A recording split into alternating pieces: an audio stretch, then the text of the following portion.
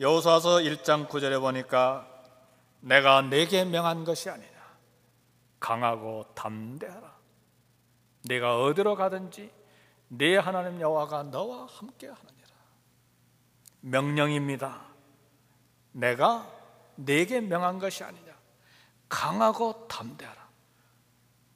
두려워 말며 놀라지 말라. 이건 하나님의 명령입니다. 이 시간 놀람과 두려움 가운데 있는 분들이 있습니까? 하나님이 명령하십니다. 내가 네게 명한 것이 아니냐. 놀라지 말고 두려워하지 말라. 네가 어디로 가든지 네 하나님 여호와가 너와 함께 하느니라. 성도 여러분, 이게 저와 여러분들에게 주시는 풍랑 가운데 있는, 폭풍 가운데에서 들려오는 우리 주님의 음성입니다. 그래서 우리는 성경을 멀리하고 사는 것은 지혜롭지 못합니다. 아, 바빠요. 새벽부터 밤늦게까지 얼마나 바쁜지 몰라요. 그거 변명 아닙니다. 아무리 바빠도 밥 먹을 시간 있고, 아무리 바빠도 잠잘 시간 있고, 아무리 바빠도 화장실 갈 시간 있고, 아무리 바빠도 커피 마실 시간 있잖아요. 하나님의 말씀을 멀리하고 바른 신앙생활, 뿌리 깊은 믿음 생활 제대로 할 수 있는 사람은 없습니다. 폭풍이 클수록, 파도가 높을수록 주님의 음성을 더 들어야 되는 것이 오늘 저와 여러분들의 믿음 생활입니다. 시간이 없으면 새벽에 좀 더 일찍 일어나면 돼요. 시간이 없으면 30분 더 늦게 자면 됩니다. 시간 없으면 점심 먹는 시간 1시간을 30분으로 줄이면 돼요. 왜요? 폭풍 가운데 살 수 있는 유일한 길이 하나님의 음성을 듣는 것에 있기 때문에 그렇습니다.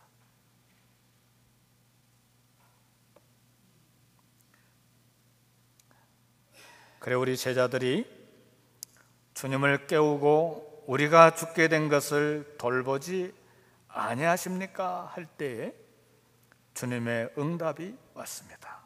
39절에 보니까 예수께서 깨어 바람을 꾸짖으시며 바다더러 이르시되 잠잠하라 고요하라 하시니 바람이 그치고 아주 잔잔하여 치더라.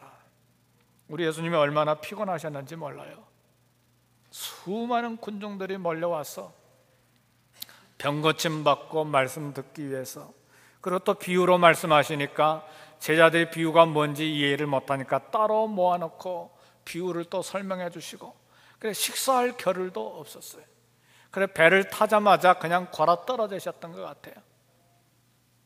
그래 예수님을 깨워서 간구했을 때에 우리 주님이 일어나셔서 여기 본문의 말씀대로 잠잠하고 고요하라. 갑자기 바다의 수면이 거울처럼 잔잔해졌습니다. 본문의 말씀 보니까 아주 잔잔해지더라 그랬어요. 보통의 경우에 우리가 호수에 돌을 던져봐서도 알지만 이 조그만 돌 하나 던져도 물결이 그치고 잔잔해지는데 한참 시간이 걸리잖아요.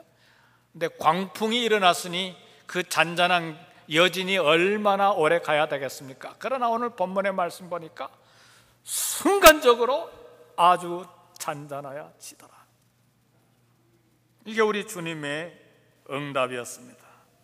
성도 여러분, 예수님이 우리와 함께 배를 타고 계시기 때문에 우리가 외치는 소리, 우리가 고통하면서 신음하는 소리, 우리가 불편해서 견딜 수 없어 하는 그런 불편함, 우리의 마음의 고통, 잠을 자지 못하고 밤을 새는 어려운 일들을 다 알고 계세요.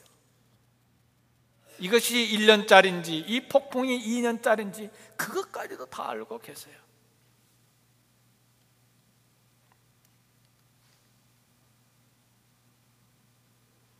우리 주님은 응답하시고 그 응답의 시점, 오늘 제자들의 경우에는 즉시 응답이 됐습니다.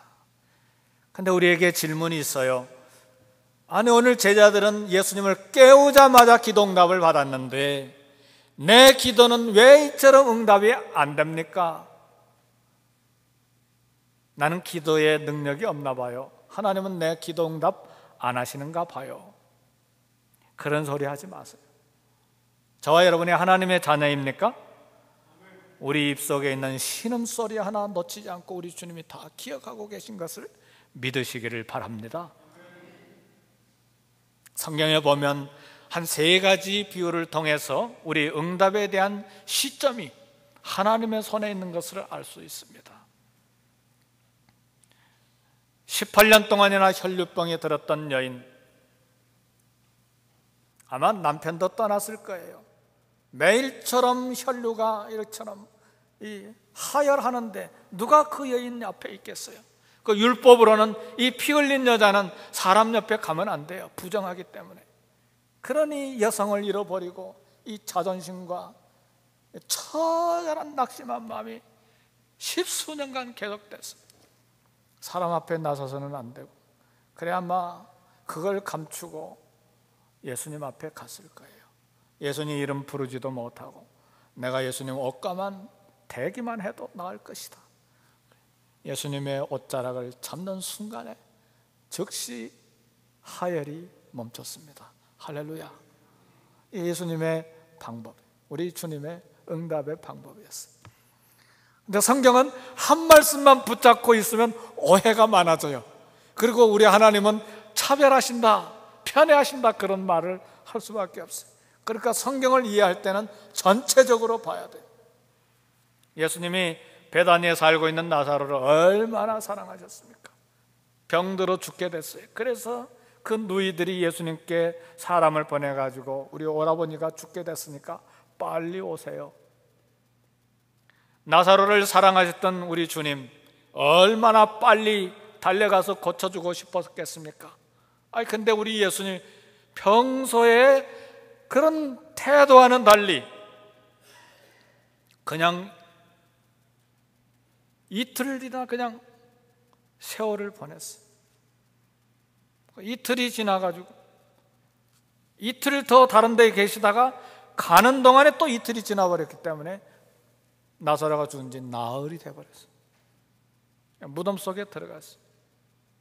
성도 여러분, 왜 예수님이 나흘 동안에 걸쳐서 무덤에 오셔야 했습니까? 그 나흘 동안에 마리아와 마르다는 얼마나 주님을 섭섭하게 생각했겠습니까? 내가 믿으면 하나님의 영광을 보리라. 그래 나사로야 나오너라 살려내셨잖아요. 하나님의 영광을 드러내기 위하여 때때로 우리의 기도 응답이 연기되는 경우가 있습니다. 또 하나의 비유를 우리 들자면 구약 성경의 요셉, 참 11번째 아들로, 사랑하는 아들로 태어나서 얼마나 귀여움을 받았습니까? 갑자기 형들의 미움 왕따를 받아서 애굽의 종으로 팔려갔는데 13년간이나 종살이를 했습니다. 근데 하나님 앞에 순전을 지키고 주인을 충성스럽게 섬기고 사람 관계에도 순결함을 지키고 살았는데 얻어진 결론은 감옥에 들어가는 것밖에 없었어요. 그래 감옥에 쳐넣었어요. 그래 마침 바로왕을 섬겼던 술 맡은 장관이 들어오길래 그 꿈을 해석해주고 당신은 복직이 되거든 왕에게 이야기해서 내가 죄질 만한 일을 범하지 않았으니까 좀 여기서 꺼내주세요. 근데 그 술 맡은 장관이 2년 동안이나 까마득히 까먹어버렸어요. 다시 말하면 기도의 응답이 2년간 연기됐다는 말이에요. 우리는 이해할 수 없어요.